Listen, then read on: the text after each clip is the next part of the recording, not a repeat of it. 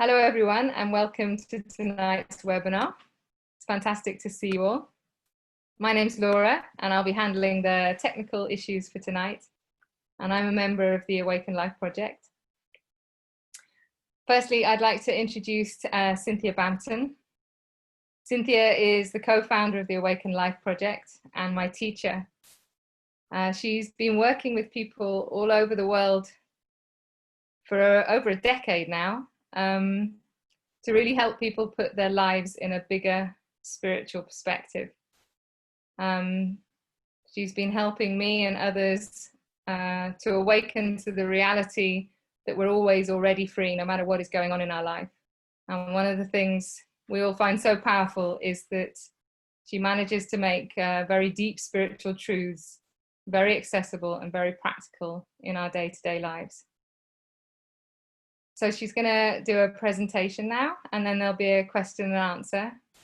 And I really recommend that you don't hold back when it comes to the Q&A. It's a really amazing space to get some direct guidance and feedback from Cynthia. And with that, I'll hand over to her. Okay, good evening, everybody. Let's start off with the meditation as usual. So if everybody can sit up straight. If you're sitting on a chair, make sure your feet are flat on the floor, or if you'd like to be cross-legged. Okay, and close your eyes.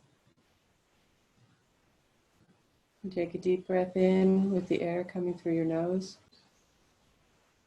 expanding the chest and the belly, and then relaxing as you exhale. And again, take a deep breath in. Feel the air coming into the body. And as you exhale, release and relax.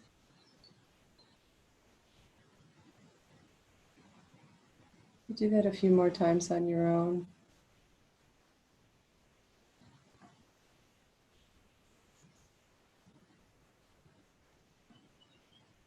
Allow yourself to feel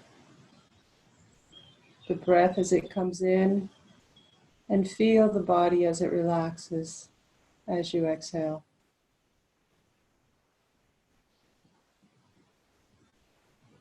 So have the breathing be one continuous flow of inhalation and exhalation.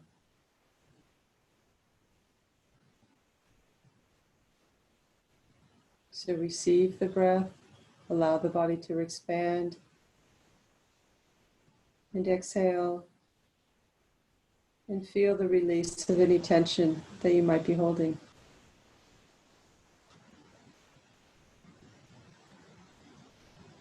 So become aware of the cycle of the breath. It's very natural, and it's continuous.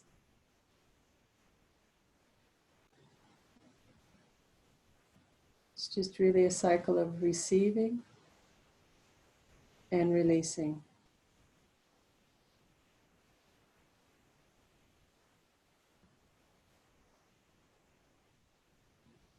You can start breathing more naturally, but that cycle will still remain.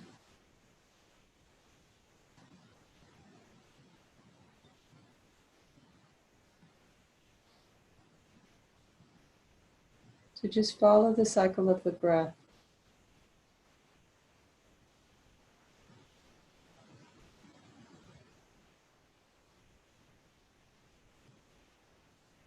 And again, just see how it's received and released.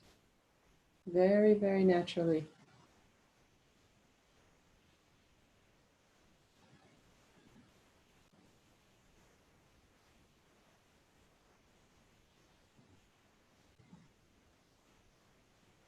And if you notice the tension in your body, you might notice a contraction if you're worried about something. You'll be able to see that the breath will get blocked. You might notice that you don't breathe as deeply. when the breath hits that contraction, that tension, and then it releases as you exhale.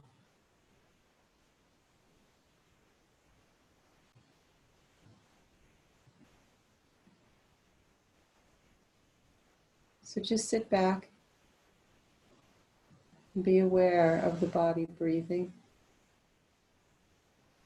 But more importantly, be aware of the naturalness of receiving the breath and the release of the breath.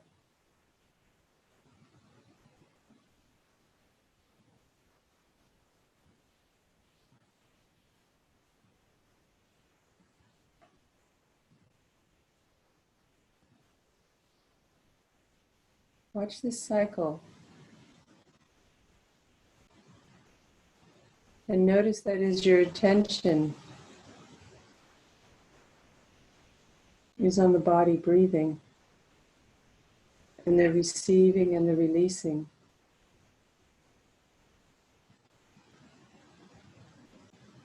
notice that you can't have your attention on the breathing and the thoughts in your mind at the same time.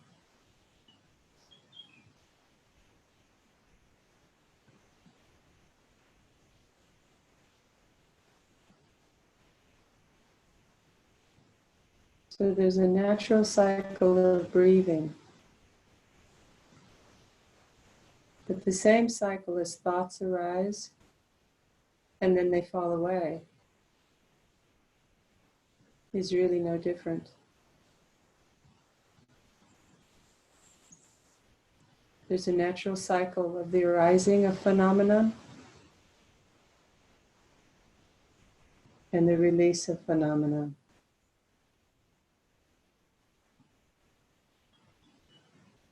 A thought arises, a thought falls away. Breath is received, breath is released. A sensation in the body arises and it subsides.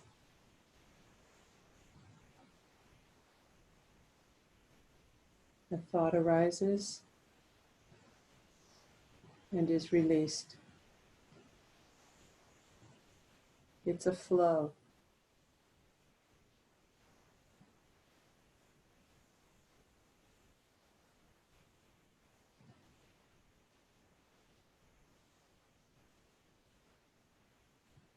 It doesn't matter if it's a thought, the breath, or a sensation in the body.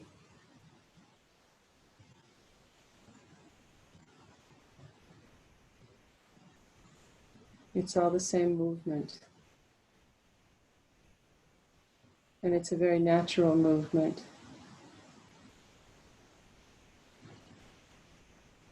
It can be a very relaxing movement.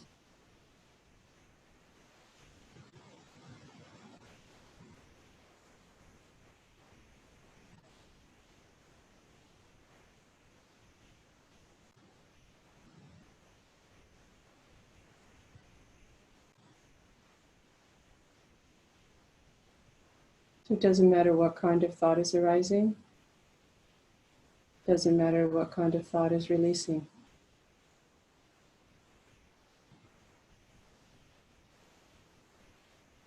It's all part of a natural movement.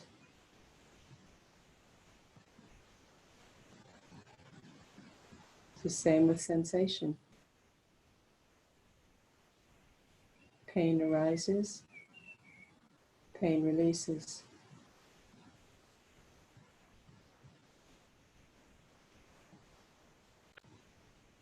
Breath is received, breath is released. You're not doing anything.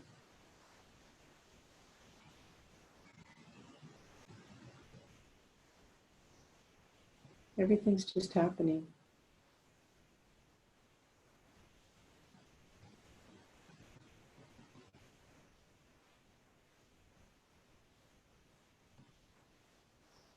On the inhalation, the body responds to the breath entering. And then it responds differently when the breath exits the body.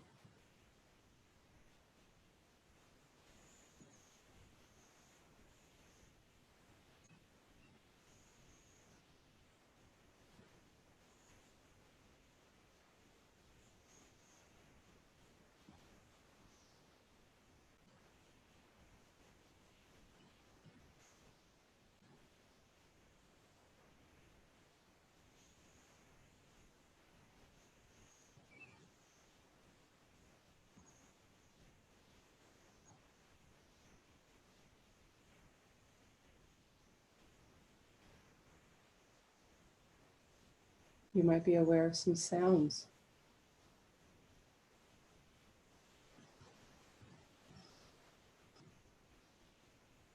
And the sounds feel like they just float in and float out.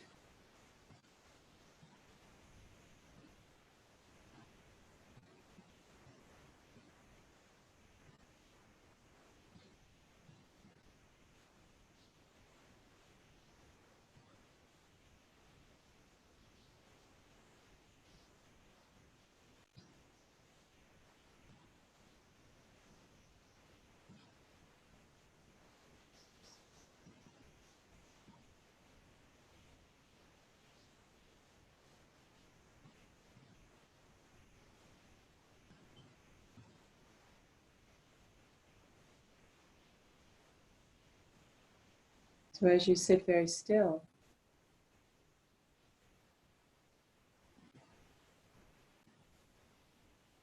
see if you can get in touch with that stillness, where nothing is moving, nothing is changing.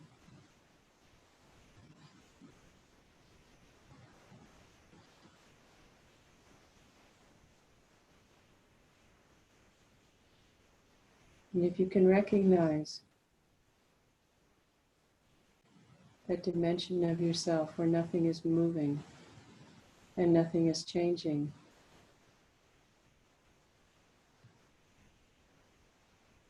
you can also recognize that you are that which doesn't move and doesn't change.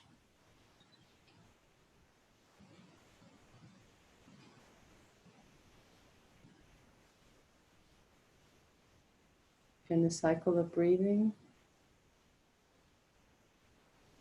the flow of sensation and sound, the arising of thought and the falling away of thought,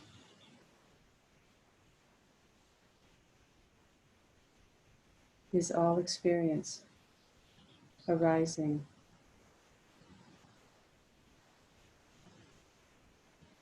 in awareness, in consciousness, in you that's not moving, in you that's not changing.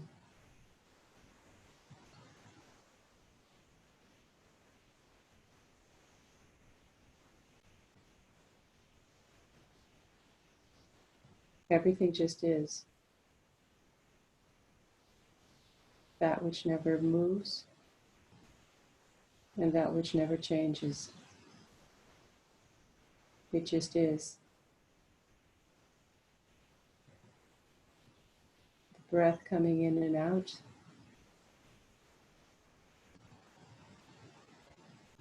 the sounds flowing by, thought arising.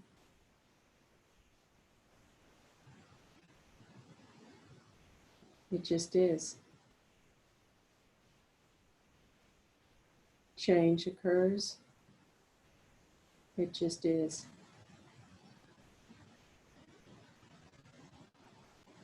No change occurs. It just is.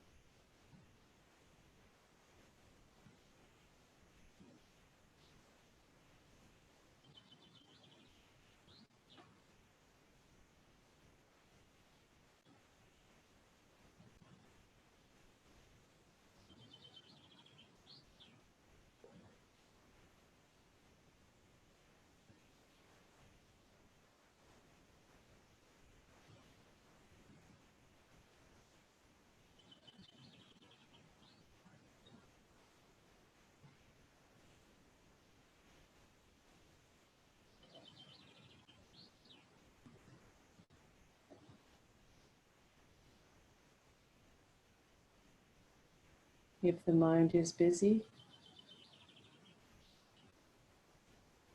it just is.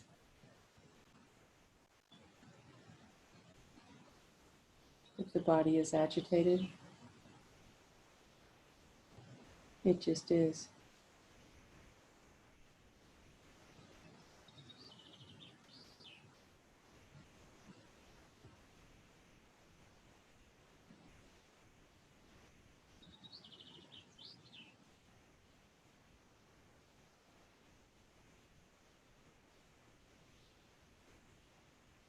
So as we finish the meditation, just take a deep breath in. Feel yourself expanding.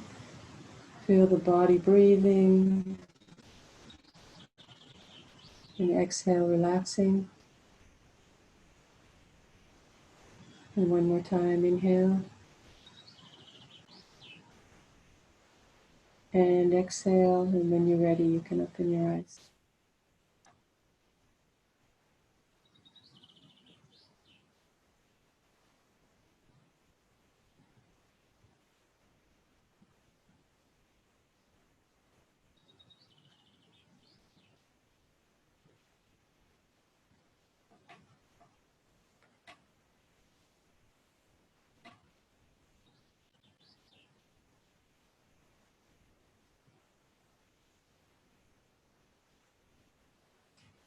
Okay.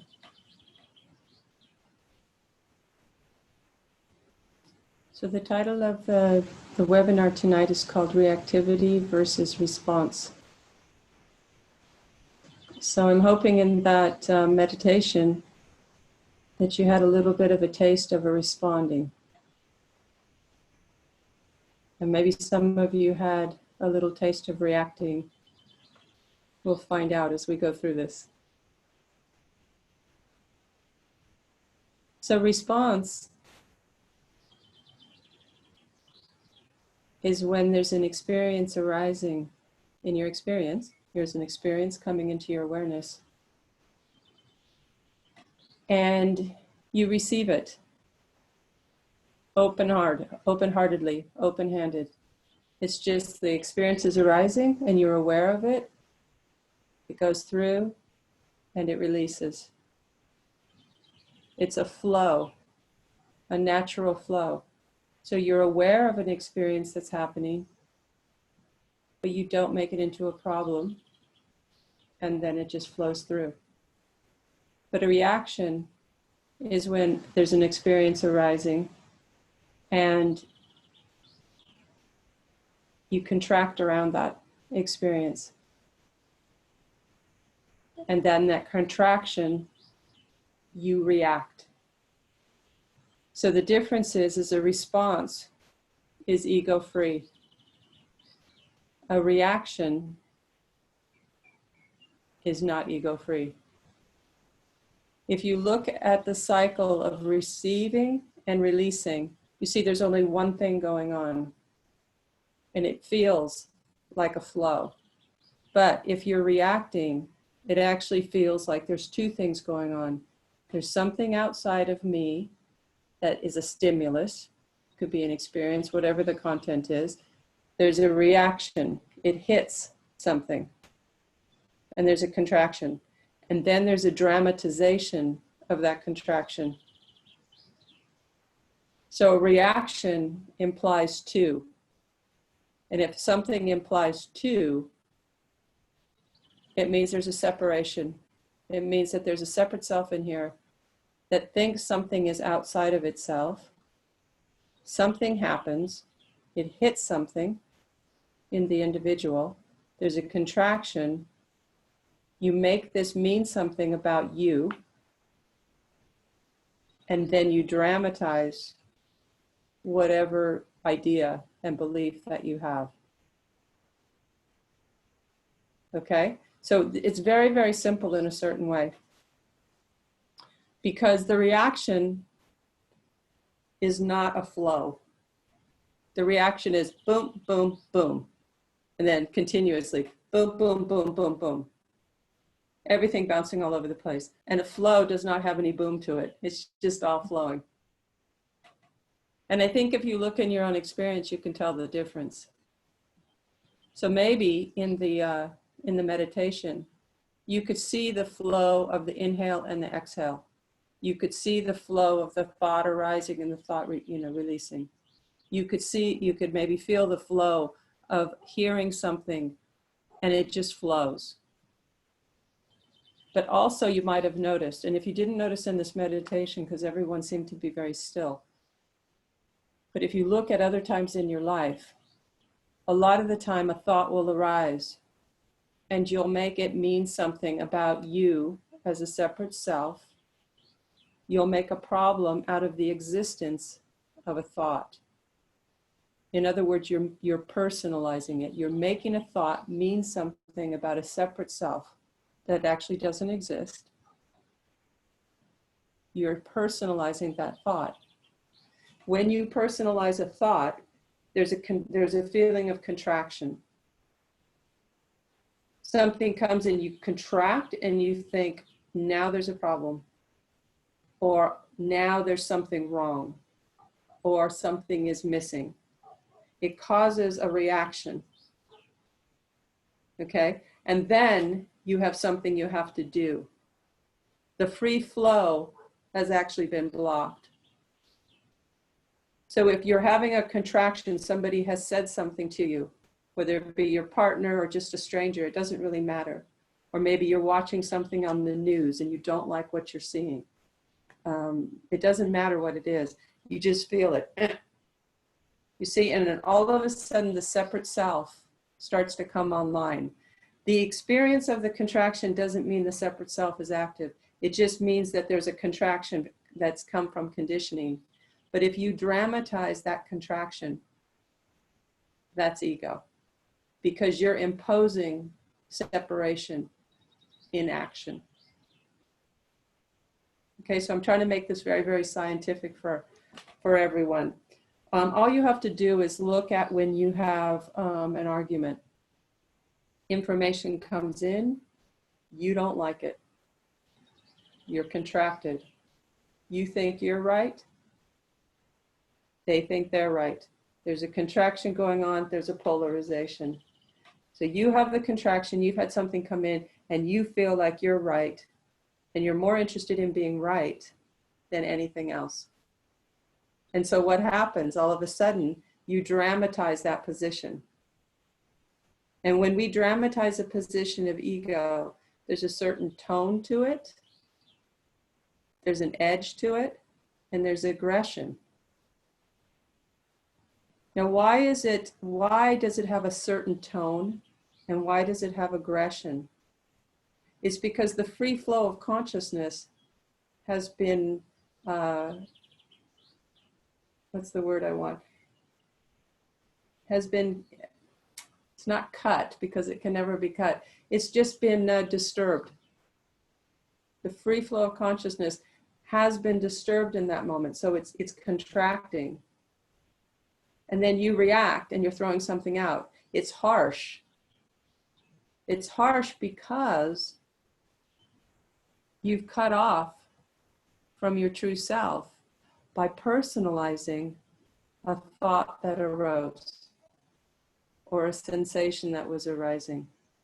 And when you cut off from your true self, that's where you're disturbing the flow of consciousness, the flow of who you really are. Does that make sense to anyone? Yes? Okay. So what do we do about all this? First, we have to recognize the difference between a reaction and reactivity and response. So I think I've been pretty clear about that so far. Now, how are we going to become human beings that are actually more responsive and less reactionary? How are we going to do that? It's very, very simple in a certain way. We're going to do that by not personalizing anything. And that's a choice that we can all make through learning. But human beings, you know, we're very, very conditioned. We're pretty much programmed to a very, very big degree, which is not a problem because you can transcend any programming when you recognize it to be programming. As soon as you recognize ego, then you can transcend ego. If you're mechanically reacting to it, then you probably won't transcend it until you become aware of what's going on.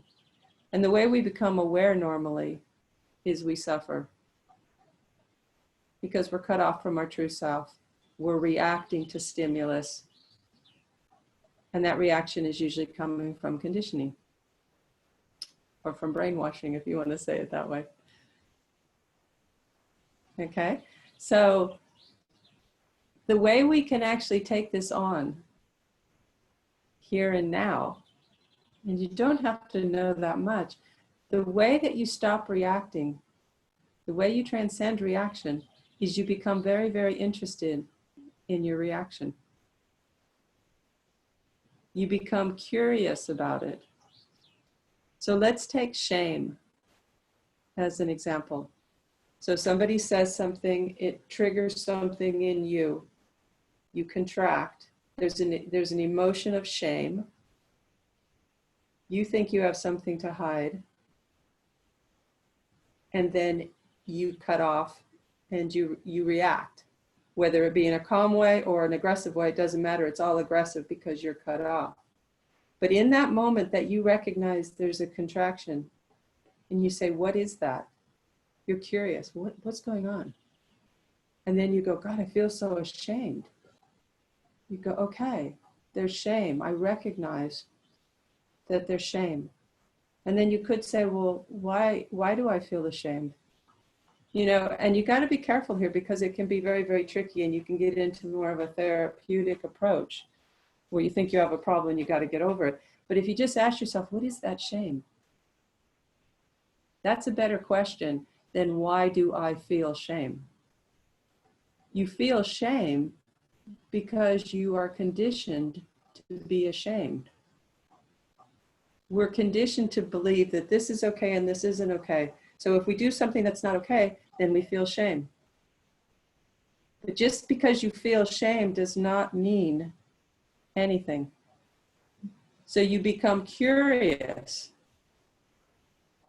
You go, what is it? It's shame. Okay, what is it?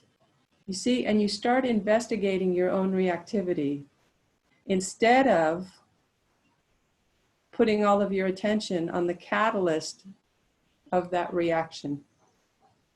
You become interested in the reaction itself with curiosity. And as soon as you're curious about your human experience, you see you're not personalizing the reaction. And if you're not personalizing the reaction, you see then space opens up and you can understand what is going on here. Oh my God, look at that. This is happening, this is happening. But you see, you have an objective view on it.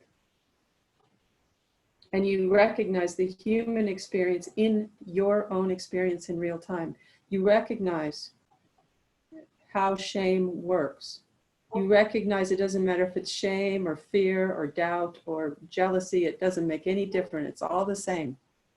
It's all the same because you're having a reaction to all of it. And it's all based on past. And it's all based on how you're conditioned to believe what that particular modification is. So if I believe that if I have sexual feelings about something and I'm programmed to feel ashamed, then every time a sexual feeling arises or a thought of lust arises, I'm going to think there's something wrong with me. I'm going to have something to hide. I feel isolated and alone. I'm going to be cut off from my true heart. I'm going to be cut off from the other modifications of consciousness, which are all of you.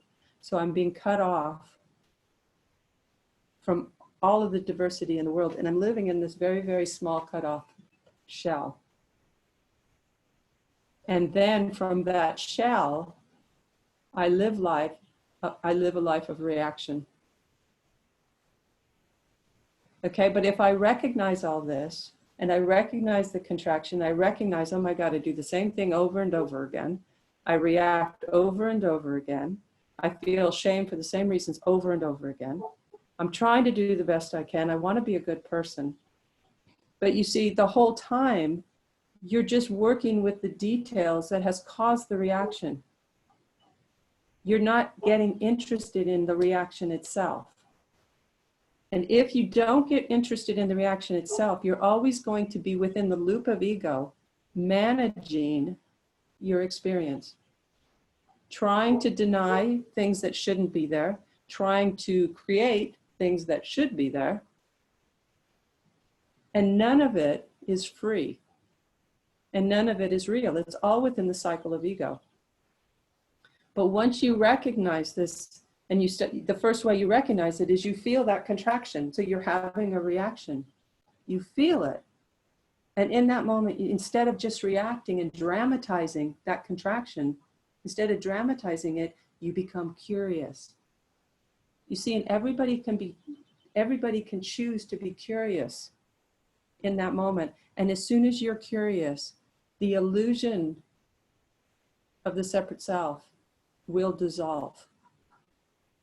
You may still be feeling something, you may still be having a reaction, but now you are no longer the reaction. You are that which is aware of the reaction. You are that which is aware of the human experience as you are experiencing it in this particular body.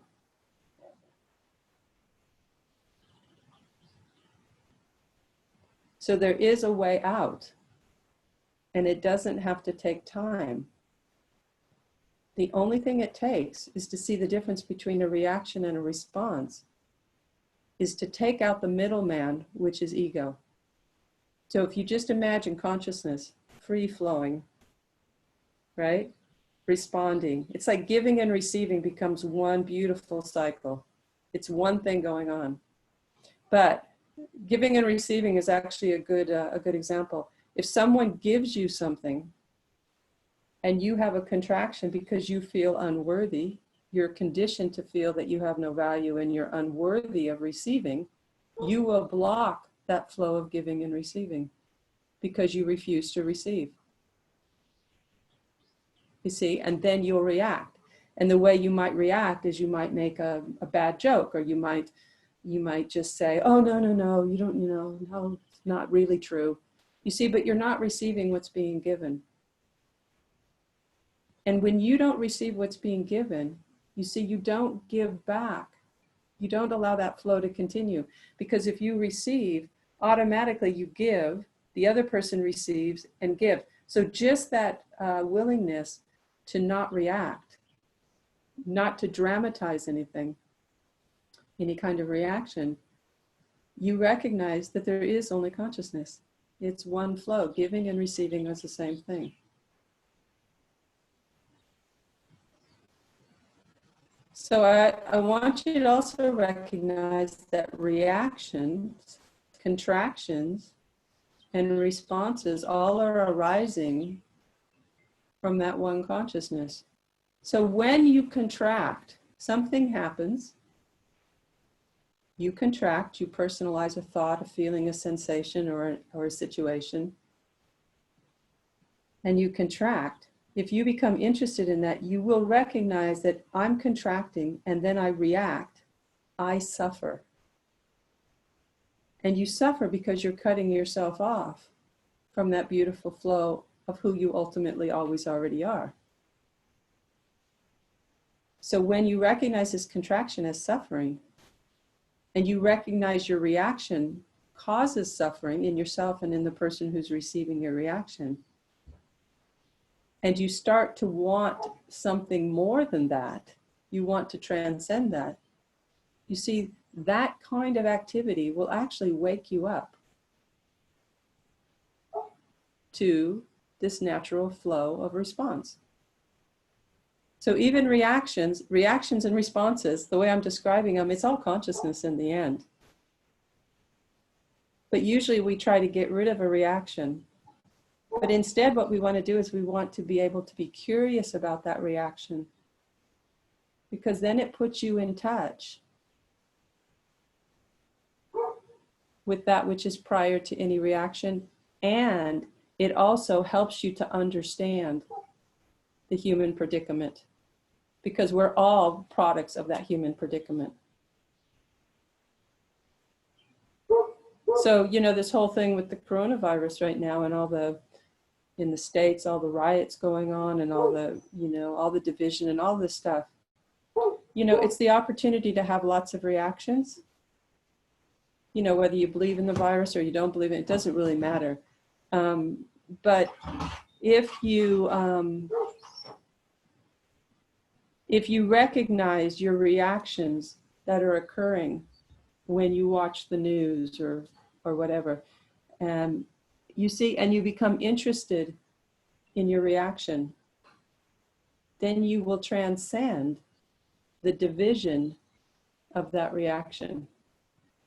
So it's very, very practical, because if you have a reaction, if you don't agree with something, it's fine. You don't have to agree with everything that's going on. You don't have to believe everything that you hear. But you see, you can openly receive it. It doesn't mean you're agreeing with it. It doesn't mean you like it. You're not trying to be some kind of weird spiritual person who's having this kind of idea of what equilibrium is. You're able to receive what's going on with openness. And it's that willing to be open that transcends fear, and it transcends ego and reaction. And then you'll be able to not divide. You'll be able to respond in a completely different way that will not be coming from the separate self, who is you know, fearful or shameful. And you can become curious about it. And then what you might notice as you become more and more curious, you might notice that you respond to situations that you used to react to, because you have more understanding, you have more empathy. And it just starts to happen automatically. But it's because you've made the choice to be more interested and curious. You know, the opposite of thinking that you're right, the opposite of that is being curious. You can't be curious and think you're right at the same time. Very difficult to do.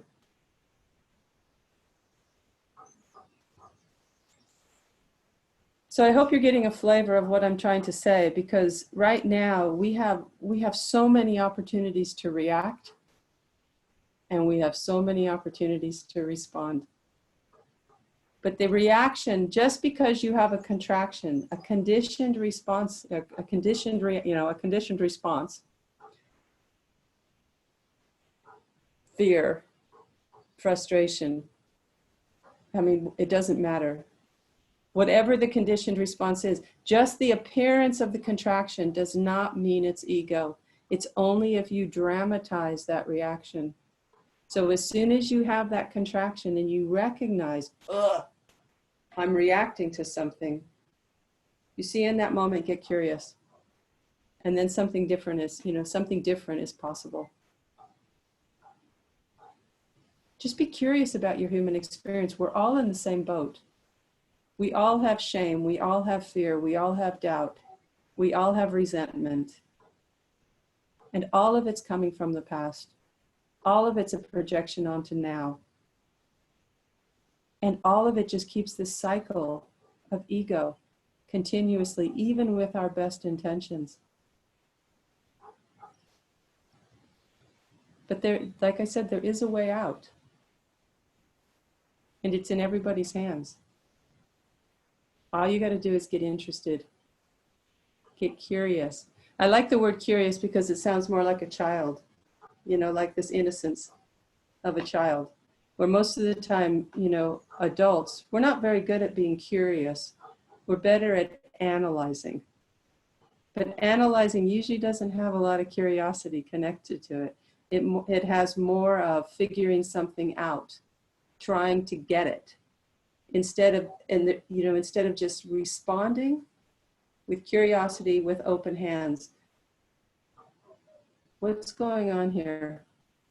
You know, why am I watching something and I'm having a reaction that's socially unacceptable? Doesn't make sense to me. I'm a good person. Right? But become interested and go, wow, look at that. I could make a big problem out of this right now. I could make a big story around this right now. But is that really what I want to do? Is that really going to help? Is that just going to take me down the same road I always go down? So really what I want to get across to you is that unless we become very, very curious in the contractions that we're having, in the way that I'm describing it, you see, we're always going to be unhappy. We're always going to feel afraid. We're going to be afraid of the fear. We're going to be afraid of feeling pain. We're going to be afraid of feeling anything. But you see, if you're curious, you'll be able to crack the code of ego.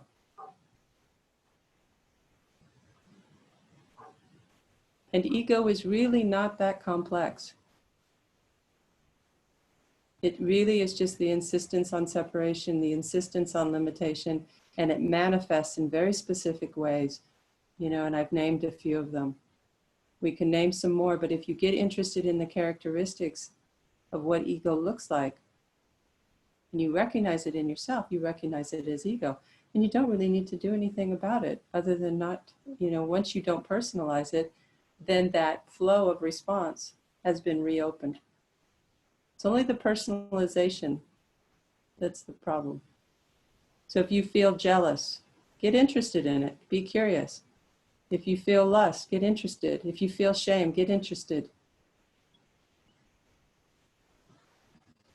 We could all sit here and everybody could put out, their thing, but their thing is just an egoic conditioned response. Or reaction, I should say. Okay, so I went on a little bit longer than I normally do. So, yeah, let's open it up and see where it goes.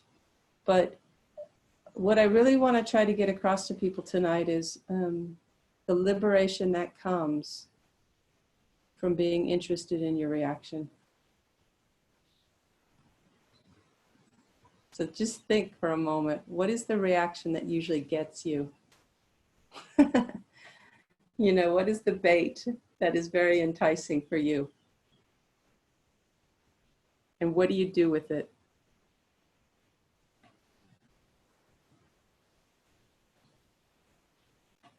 Anybody know what I'm talking about?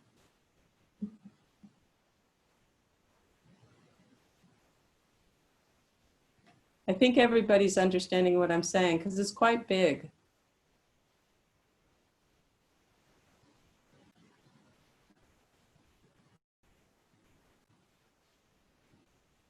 So maybe it's a bit overwhelming, but just be curious about your overwhelm. Are they frozen? No, they're moving. Can you guys all hear me still?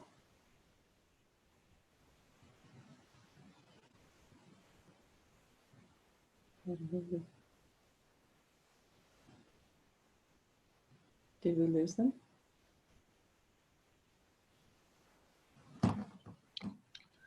Oh, I heard someone.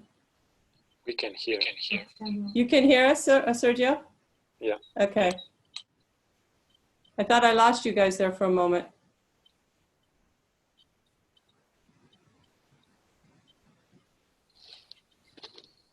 Okay, so is there any responses, any reactions anybody wants to go through? We can dissect it. It'll be fun.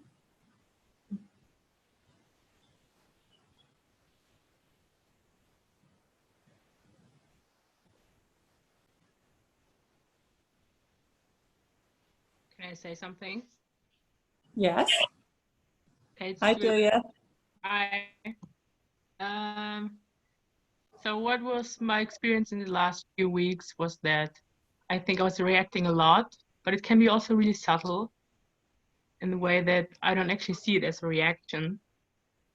But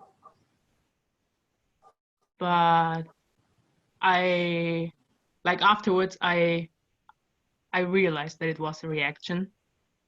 And yeah, I don't know.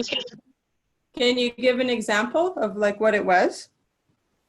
Yeah, it was like discussions about this whole situation with the lockdown and whatever, and then it was like me taking my position, another one taking the other position, and then yeah, it was kind of reaction against reaction and not really going somewhere.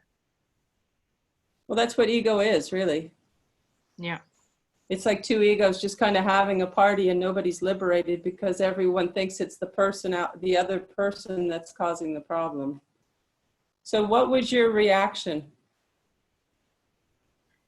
Whatever the person was saying, what was your reaction? Not what they were saying, but what was your reaction? It was like superiority, like I know better. Uh-huh. But what was both? So you thought you knew better. So what else? What other reaction were you having? Did what they say make you angry?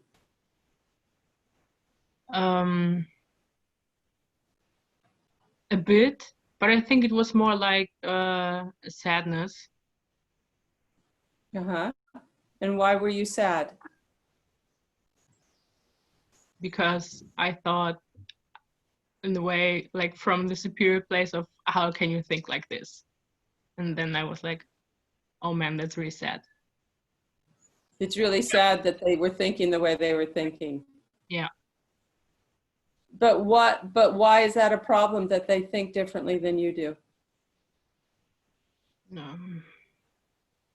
Well, fundamentally, it's not really a problem, but I mean, I also care about these people in a way. So then it made me sad. Uh-huh. But what I'm getting at is that, you see, the people were having they were speaking in whatever they were saying. And you had a reaction because you thought you were right. Just tell me if I've got it right. Mm-hmm. So you thought you were right. And then you felt sad because they were so ignorant in what they were talking about. Because they were taking a view that wasn't really the correct view. You know what? I just realized I think I felt rejected. There you go. Yeah. There you Okay. So you felt rejected. Why? Okay, so now we're getting somewhere. This is it. You see, the curiosity opens up. It didn't have anything to do with them. You felt rejected. So what? Yeah. Why? So what's the rejection about? Were you being rejected? Or did they just have a different view? No, it was really going in the direction of I don't want to see you anymore. They didn't want to see you anymore. Yeah. Okay. And so you had a reaction and you felt rejected, and then what did you do?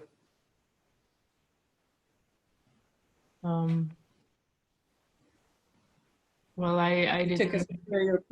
You took a superior position, right? Yeah. But when you just said, "Oh my God, I felt rejected," that was really behind it. So then you have to ask yourself, you have to get curious about this rejection, because most likely it didn't really have anything to do with them. The rejection button is just there waiting for an opportunity to be pushed. Yeah. Okay, so then when the rejection happened, what did it feel like? Unpleasant. Why unpleasant? It was just something happening, right? Why was it unpleasant? I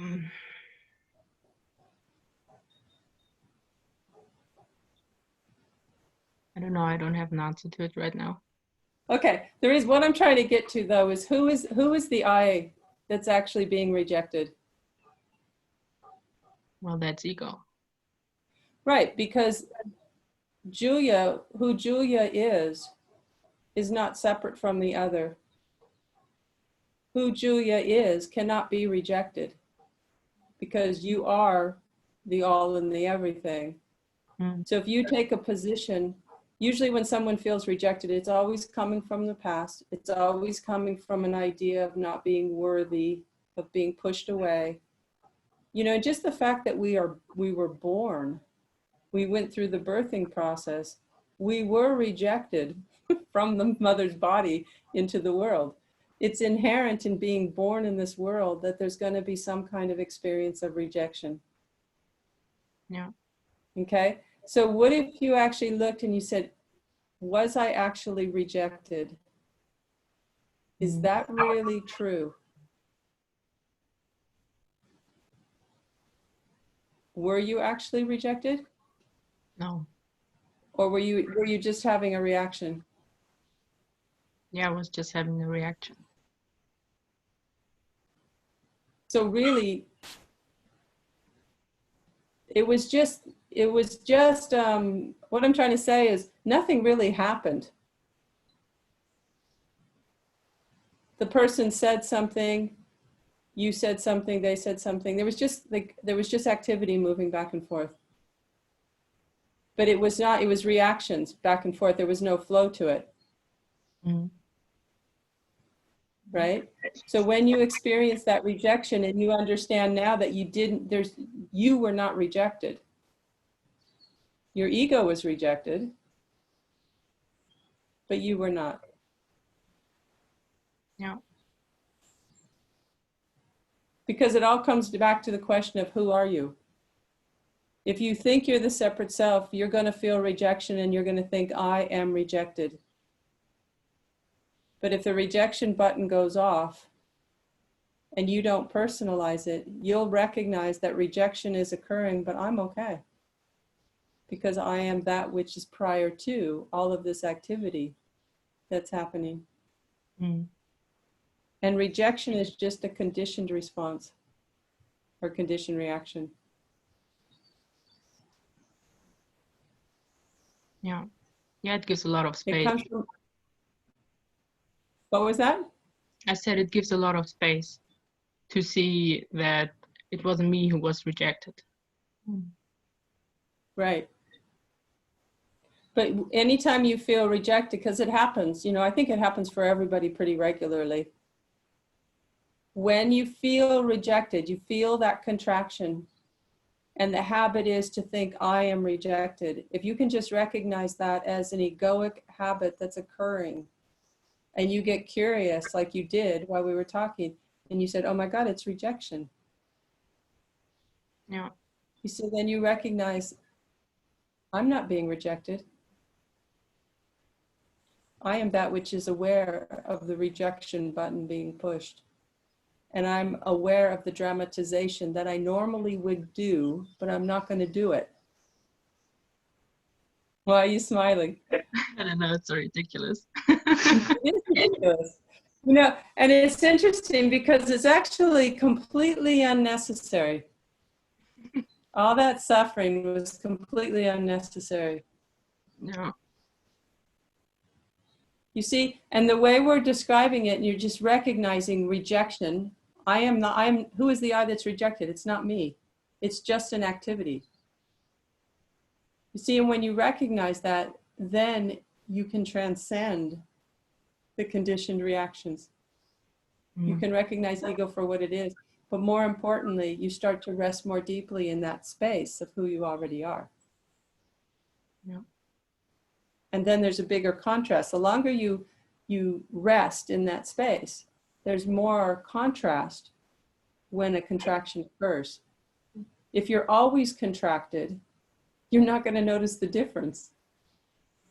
But once you start to awaken to something prior to all of that, and then a contraction occurs, you see you are resting more deeply in the witness position where you're actually able to witness it and not be personally involved with it. Mm. Now, you know, if stuff is going on, I don't want to paint the picture that you don't, you know, you're not going to have responses. But you see, when you don't take a position in ego, if someone is verbally abusing you, let's say, and you don't take a position of separation, which means you don't personalize it, you recognize that they're reacting is just a projection of their own egoic patterns onto you. You recognize that, then you just go, okay. Then what happens is you respond. And when you don't react back to another ego, you know, usually egos are just like you were describing, boom, boom, boom, boom, boom, boom. It's just constant back and forth. But you see, if this person ego is coming at you and you're not there as an ego, it just goes whoop. You see, and you've helped show that person that there's actually a different way to be together. It doesn't have to be boom, boom, boom. They might go, what in the heck's going on here? Because she's not reacting to me. But you see, in that moment, they might recognize something different. You give them the chance to do something different every time you don't bounce back and forth. So you give response, you don't give reaction. And then you liberate yourself from your own egoic patterns. This one, for example, of rejection. Yeah. You see, because nothing really happened in that whole thing. Because here you are. Mm. Yeah, it's true.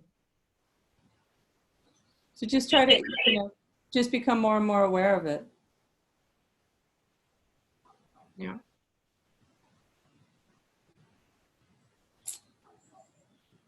Okay, cool. Thanks, Julia. Thank you. Okay, anybody?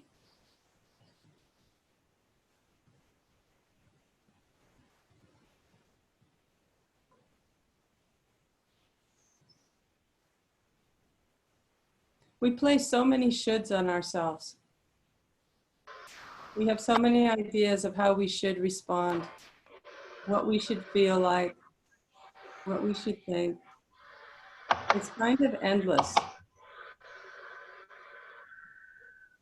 You know, and then we have ideas of what it means to be spiritual. So we have ideas that we shouldn't actually be angry. We shouldn't, you know, we shouldn't get frustrated. We should just flow with everything. And in one sense, you can flow with your frustration. But you see, just the appearance of frustration or anger doesn't mean that there's a problem. Like today we got news. In the last less than a year, we've had 2 cars completely blow up, and then we have a 3rd one now with a problem.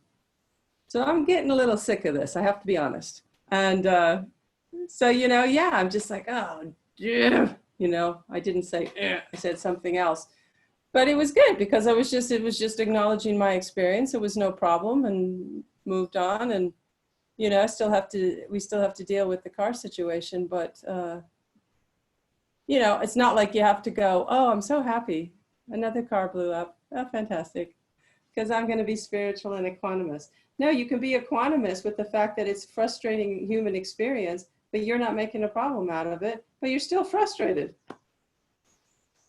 See, you don't have to try to manage yourself. You just want to be receptive and awake and aware and willing to respond and not react. Because if it's egoic, you know, so let's take the car situation, you know,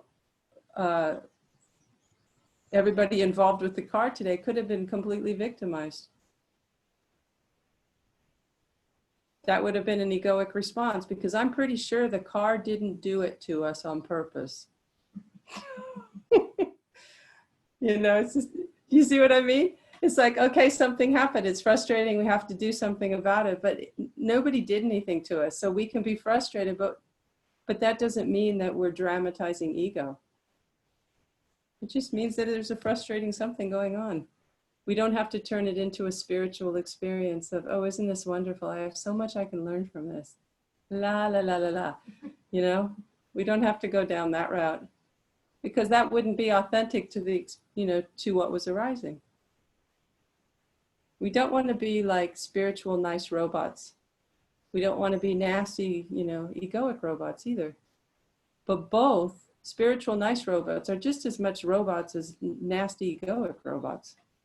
We want to be free to have a human experience. and not be afraid of that human experience, even if it's something that's politically or socially or spiritually so-called incorrect. If an experience is arising, it's arising. If you're having a certain emotional response, you're having it. But like I said earlier, if you're able to be curious about this emotional response, you see all of a sudden there will automatically be space.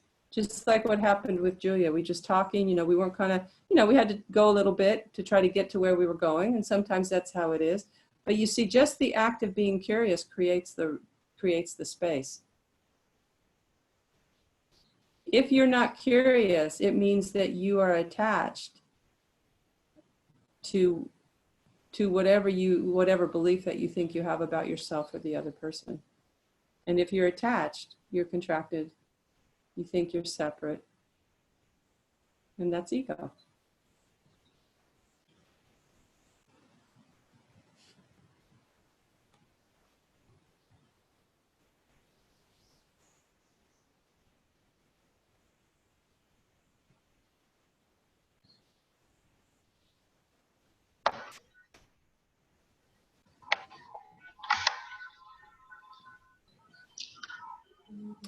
Hello, everyone. Who's that, Teresa? Yes, Hello, nice to see you again. nice to see you, Cynthia. I just would like to present a situation because you were saying something that contracting brings suffering, which is really interesting to me. Let's put an example. Yesterday, normally I don't identify a lot of feelings, but yesterday I was kind of feeling anguish, and I thought, okay, I'm afraid of something. And then I realized I had a conversation with somebody, and this person was telling me that she was starting their work and doing this and that. And I work in tourism, so you imagine tourism in Portugal. So I'm still struggling for doing some things. So I think I felt anguish for a while, afraid of having no work at the moment. And I do feel the contraction.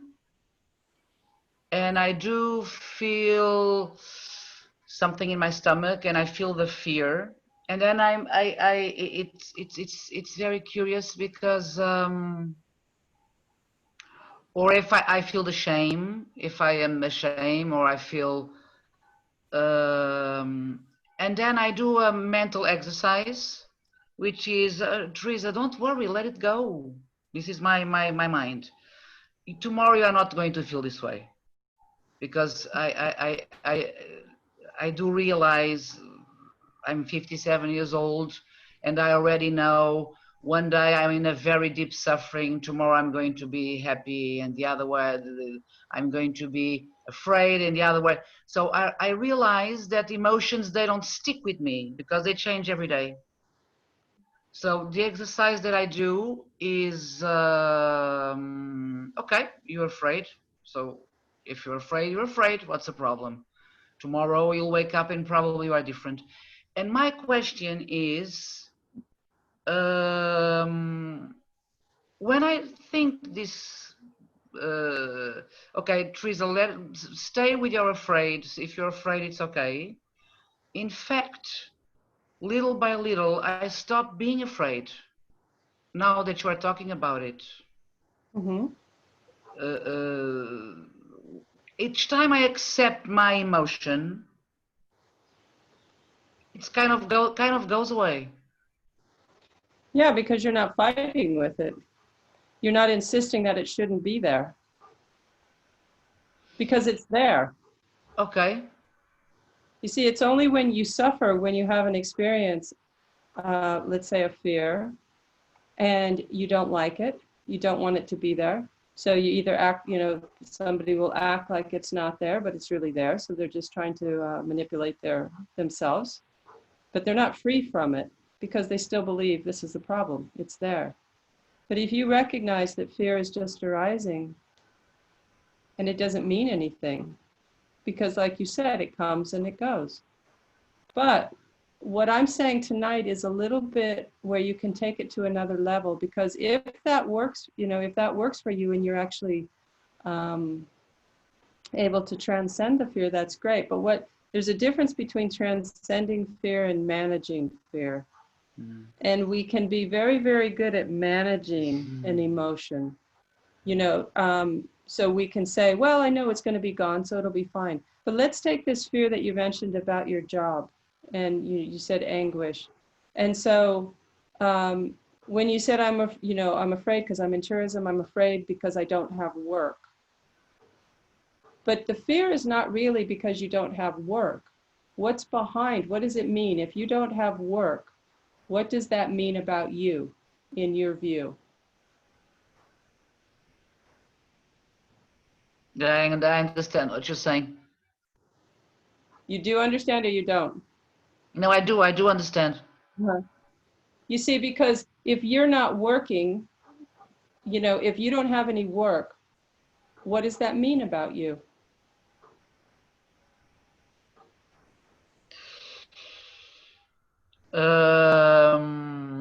The means that that's a terrible question. That's a good It's a question. terrible question. Means means that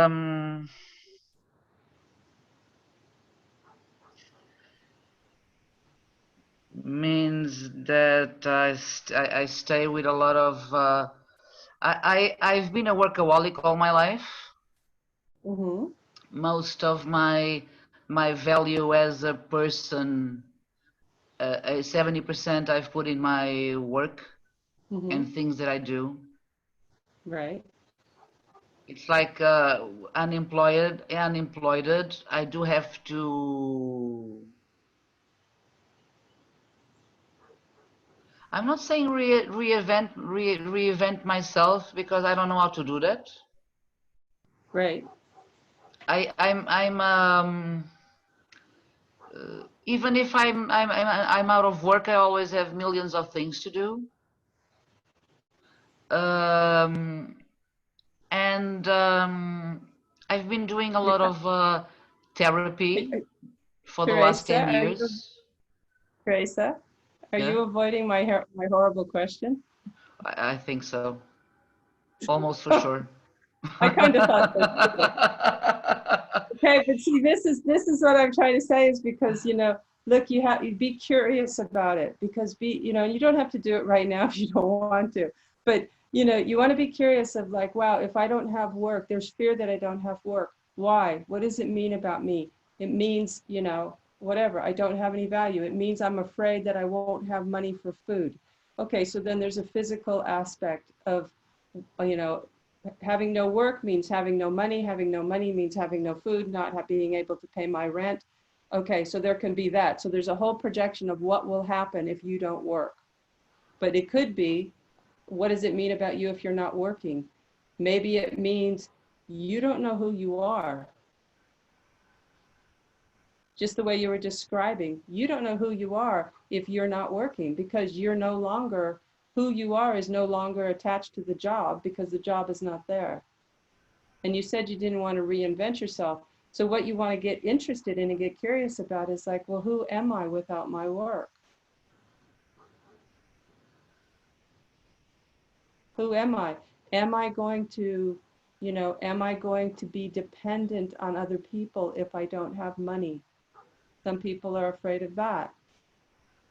You know, so you want to get curious on what it is for you. So for everybody, you know, we hear things and we say things up to ourselves, just like what Teresa said, is, you know, I'm afraid because I don't have work. And then we're just like, oh yeah, I'm afraid because I don't have work. But you want to take it deeper than that and go, what is it that you're actually really afraid of? What is it?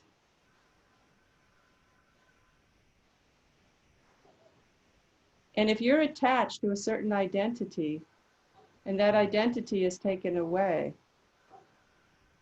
Most of the time what people are afraid of is, I don't know who I am without this identity. And at the same time, if you're interested in being free from identity, you don't want to put another identity on, like you just said, Teresa, but you don't know who you are. So you're still stuck with, if I don't have an identity, I don't know who I am, I don't know how I'm going to be, and I don't know what people will think if I'm not the same person I've always been, to them and to me. Maybe they think I'm crazy. Maybe they think I'm irresponsible. You know, so we want to, it's kind of like drilling down and asking yourself these questions and being curious. And sometimes you don't come up with the answers, but just the curiosity will take you someplace. But don't avoid the questions, because then you're distracting yourself away from the answer that's going to liberate you. It's not going to liberate your ego. It's going to liberate you. Ego doesn't like it at all. No, but if you're identified with ego, then you're going to think you don't like it. So you have to decide, you know, do I want to be the free human being that I know I already am? Do I want to be able to manifest that? Or do I want to hold on to my identities that, you know, that keep me comfortable even though I don't like them? And if you say I want to keep my identities because I'm more comfortable, but I don't like them, then you also have to say, well, is it really true that I don't like them? Because in that moment that you choose to go with the egoic identities, you actually do like it in that moment that you're choosing it. Otherwise, you wouldn't choose it. So we have to, you know, the truth is always going to set us free, whether we face something what we would call negative about ourselves, or we just see through something. And sometimes it's a painful process. You know, because you find out, it's like, oh my God, you know, I've been attached to my job forever, and look, you know, and I'm sure there's been fantastic times in your job and you've learned a lot, but here you are right now for whatever reason. Because I remember we talked the last time on the other webinar, and for whatever reason, you're finding some liberation by not being a workaholic. Yes. Right. Yes, that's true. Yeah. Yeah, but see, you don't know who you are because for 57 years, or I don't know when you started working, probably not when you 20. were born. Okay, so 37 years, you've been a workaholic, and you were defined by what you did. And now it's not enough. And now, you know, with this virus, the job has been taken away momentarily. But if the job came back tomorrow and you could dive in the way that you were before and be a workaholic, would you do it? That's what you want to find out. Would I want to go back to being the workaholic that I was? Because one day the tourism is going to come back. What are you going to do then? It all comes down to what you want.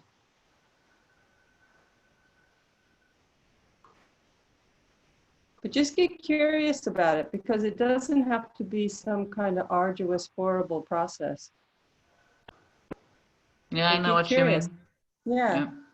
And a lot of times people, you know, it's like, I want to be free, and then, but I don't. That's the whole spiritual process, really, is the desire to liberate oneself and to awaken, because that's our natural state, our natural desire.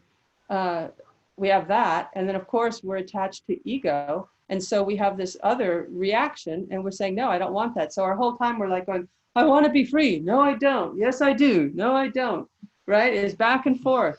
It's like, I want to be free. It feels really good now. Oh my God, it feels a little intense. Don't want to be free anymore. I think I'll back up a little bit. Okay. So, you know, this is the whole process. You want to be free, then you got to hang in there and allow yourself to be cooked. You know, while it's like bacon on the grill. While your ego is being fried, you just have to let it burn. But you see, if you don't identify with it, then you can just relax. And you can just be, you know, be free in the midst of that process, even if it's intense.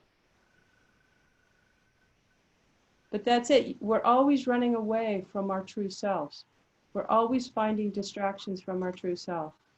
if you want to be a liberated human being and find out what that even means, you have to stop distracting yourself. And if you're in this, if you're in the spiritual process for quite a while, you're interested in being a free human being and you know a lot, the tendency sometimes when you get to this point where things become very real, you might just have to face the fact that you're playing a game and you're not in it you're not in it for the real deal. But that doesn't mean that that's the end of the story, because it's very, very interesting when you recognize you just are honest with your experience. And if you're acting like you want to be free, but you keep making choices to distract yourself, the thing that's going to liberate you is to say, I'm always making choices to distract myself. I guess I don't want to be free as much as I thought I did. And in that moment, the truth sets you free, because you have faced the truth of the situation in this moment. But you see, then you want to be free because you chose to face the fact that you didn't. So we all just have to be like ruthlessly honest, but why not? Why would you want to be anything other than ruthlessly honest? If you think about it, do you want to just be a little bit honest and a little bit distracted? Why would you want to be like that? It only causes you suffering. Completamente. Yeah. You see, but just ask yourself, do I want to be ruthlessly honest with myself? And if you're ruthlessly honest, most people don't really want to be ruthlessly honest with themselves. But if you say, do I want to be ruthlessly honest? And you just go, well, actually not. You see, in that moment, you're like, oh, wow, that's actually true. You see, and then there's space because it's true. And then you can say, am I satisfied with that? No, I'm not satisfied with that. I want to be free. Okay, I'm in. Let's do it. Look at that. I'm getting distracted again. What am I going to do? I'm watching the same old crappy TV that just pulls me down. Amen. What am I going to do? I'm going to turn off the TV and I'm going to read a book. Or I'm going to sit quietly or whatever. But just the fact you make the choice to turn off the TV and you don't do what you always do, that's a movement toward freedom, because you're not interested in distracting yourself anymore.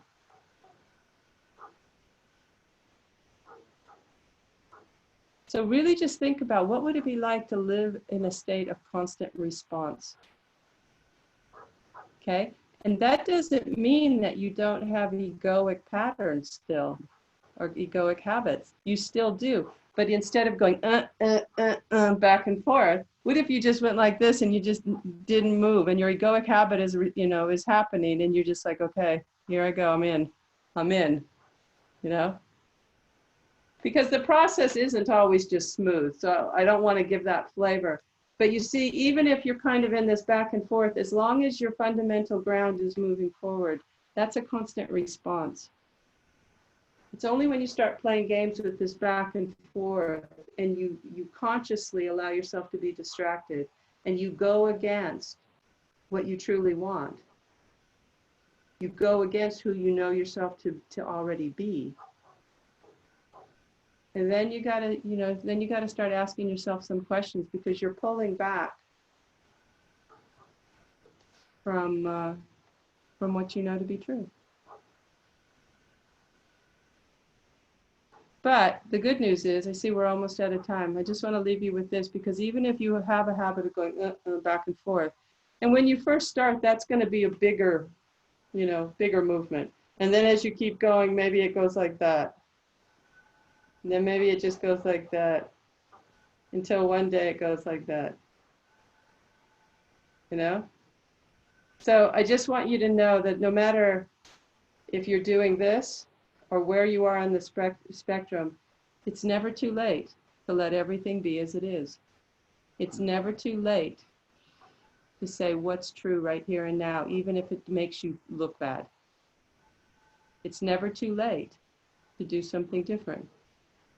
And even if you've done something, even if you've been a raging egomaniac for the last 50 years, the moment you do something different, you're free. you recognize the freedom that's always been there. So you don't have to wait for 50 years or 20 years or 10 years or whatever. Because every moment, freedom is here and now. Freedom has no history. And the way you can really start going deeply into your experience is really being curious about your reactions. And be more curious about your reaction, which means the finger's pointed here instead of pointing out there. And you'll recognize it because you'll see, okay, I know I always react like this. I know I want to make a problem out of this. And you just don't do it. And then something else happens. But it takes some effort. Because the habit to cause pain to someone else or suffering to someone else or projecting onto someone else, that habit can be super strong. So we have to liberate ourselves from that projection. We have to liberate ourselves by being curious about our own reactions. So we can actually transcend this world that we live in. Instead of being, we all think we want to be part of the solution, but most of the time we're just part of the problem. But that's okay. We're all part of the problem, but all we got to do is become less and less part of the problem. Until you understand deeply from a spiritual context that there's never been a problem. And you have never been a problem. We all have things that we need to do and change in our behavior. But fundamentally, we don't need to change because who we are is already okay. It's already prior to this relative human being right here that has habits. But who you are, where is your identification? That's where it comes from. Who do you identify yourself to be? So that's what we have to keep looking into, and that's why it's really good to come together, and really not be ashamed of our internal experience. Not feel like you have to hide anything. You don't have to prove anything. We're all in the same boat, and we're all already free. And that's just the way it is. You have to find that out for yourself.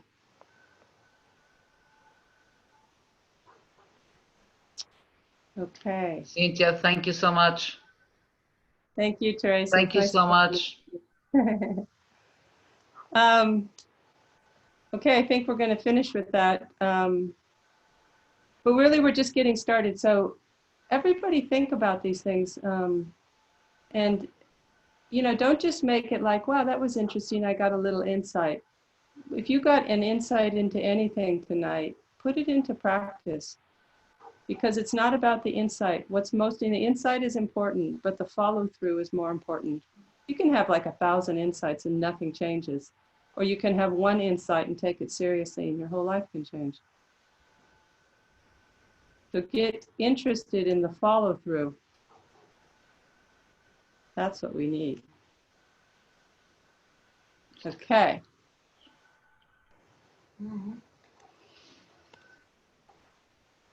So I just want to thank you, Cynthia. That was fantastic. I really loved it, and the questions too. Just want to tell you about a couple of things coming up that are also very exciting. One of them is Cynthia's been inspired to do a webinar series just for women, starting on July the 8th, and that'll be monthly for 6 months, and you can come to one webinar or you can sign up for the whole series and get a discount. Cynthia will be really diving into the more specific things that women think are holding them back, and it'll just be a really great opportunity also to have this very direct interaction and relationship with Cynthia. Can I say something about that? Yes, let me. So I just want to tell you the story of how this webinar series became. So I was doing a webinar for Casa de Ser, which Teresa and Anna, who are part of. And so they invited me to do it. And while I was talking to them, but they both actually asked a question, and we had a really good dialogue.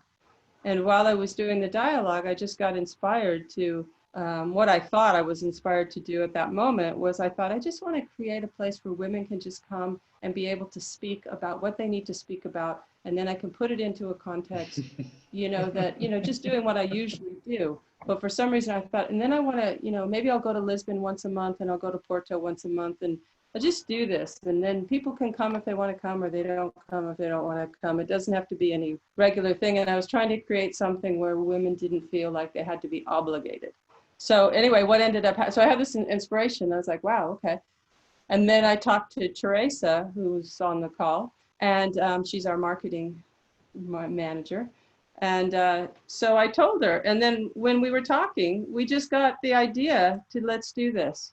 And it also turned into something where not only it can help, because we've had events that we've had to cancel because of the restrictions.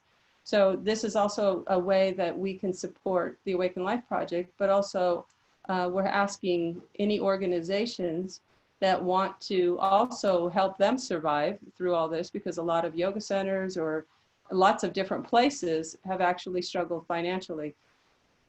So the percentage of what we charge for this webinar series is going to go to places. If they bring people to the webinar series, they'll get a percentage. And so we can both support each other.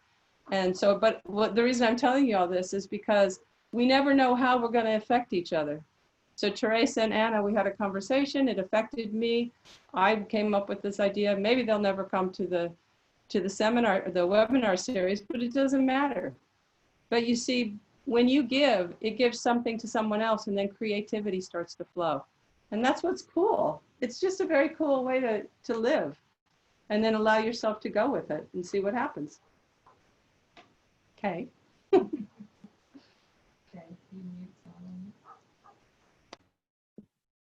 You have to be careful with unmuting, otherwise we get an echo.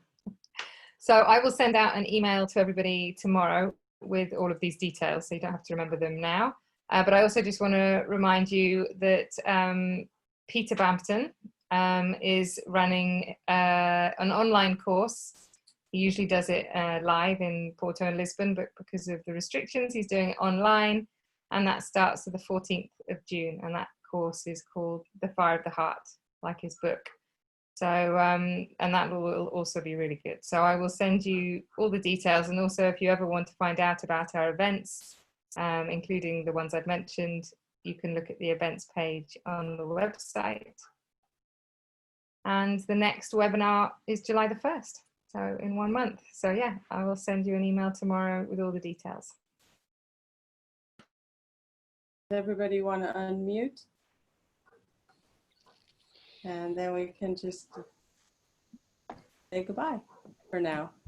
Thank you so much. Thank you Nice to very have much. everyone. Thank Everyone you, was kind of Cynthia. quiet tonight. I felt kind of quiet too. So,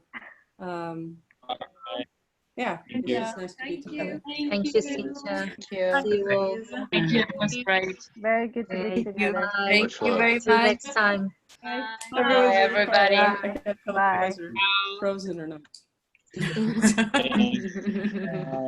Hey, ciao. Bye. Bye. Bye. So, thank you. Oh. Bye.